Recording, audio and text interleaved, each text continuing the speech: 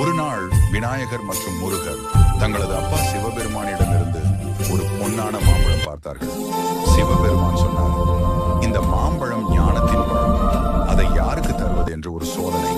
முருகர் உடனே சொன்னார், நான் உலகம் முழுதும் சுற்றி வந்து முதலில் வர்றேன் என்று வேல் எடுத்துக்கொண்டு பறந்து போனார். ஆனா விநாயகர் அமைதியா நின்றார்.